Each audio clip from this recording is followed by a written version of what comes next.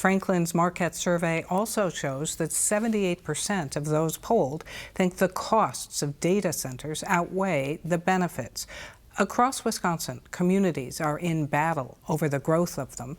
The size of data centers, the jobs, their impact on energy and the economy, it's all part of the debate. Tonight, Here and Now reporter Merv Seymour takes a deep look at the importance of data centers to voters and their potential impact on upcoming election strategies. Wisconsin faces a huge challenge. We need data in everything that we do. And it's got to be stored and secured and accessible and managed in a reasonable and safe way. Parts of the Dairyland. There are locations elsewhere in Wisconsin even that would be more appropriate. Morphing into data land with the growth of data centers across the state. Tech companies drawn to Wisconsin for its climate, water, land, infrastructure, and available workforce.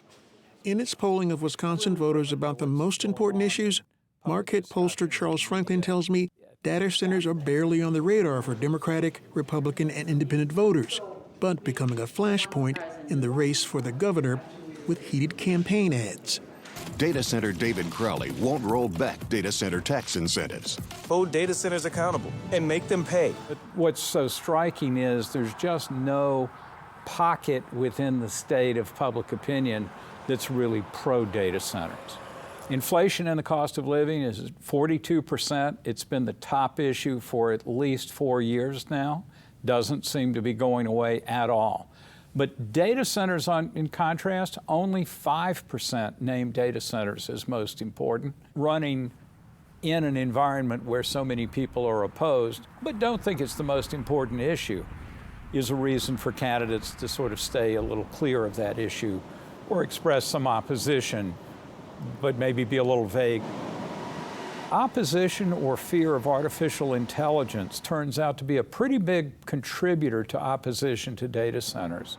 We want Wisconsin to win. We want America to win. But there is a dedicated constituency in favor of them and the jobs they bring. And we're willing to help anybody who wants to get started in these technologies. At Waukesha Community Technical College, President Rich Barnhouse tells me they proudly cultivate students and careers in AI technologies, which includes jobs in the booming data center arena.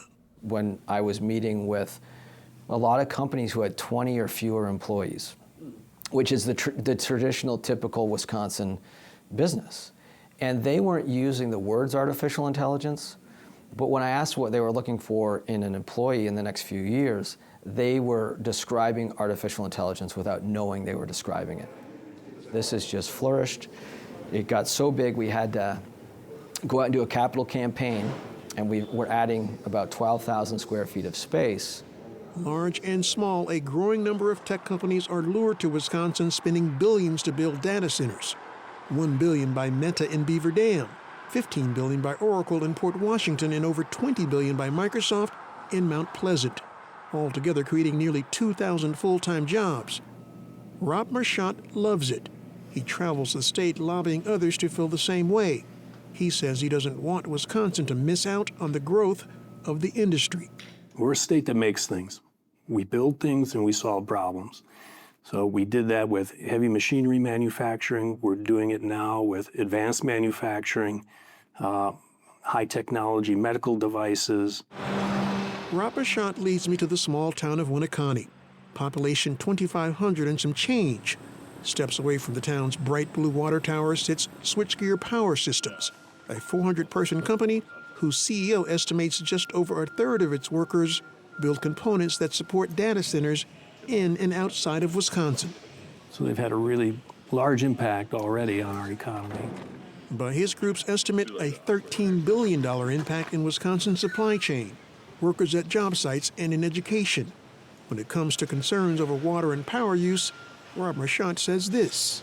These new data centers are paying their own way as far as power infrastructure goes and their power bills. And we have closed loop cooling, which again uses very little to no water depending on the size of the data center. They can fund schools.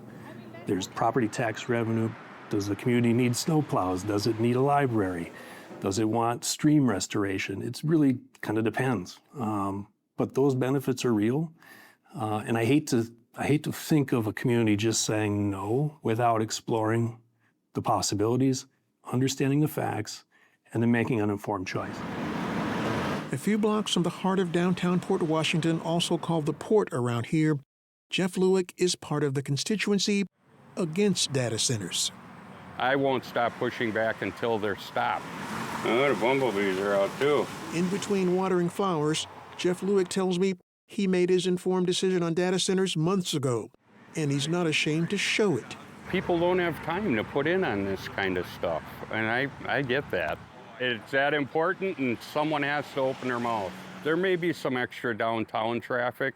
There may be things in the grocery stores or the restaurants, but on weekends, you watch everybody move on out.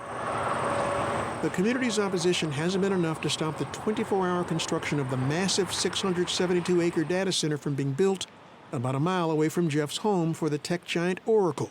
It don't need to be any bigger than what it is here in Port.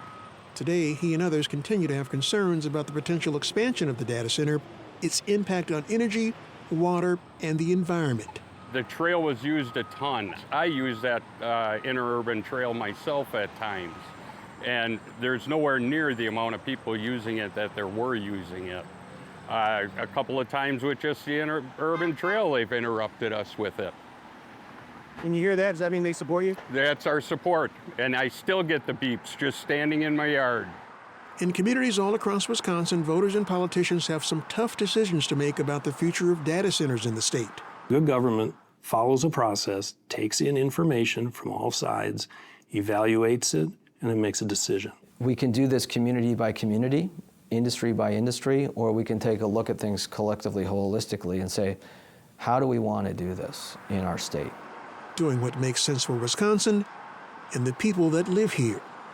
Reporting from Port Washington, Madison, and Pewaukee, I'm Murph Seymour for Here Now.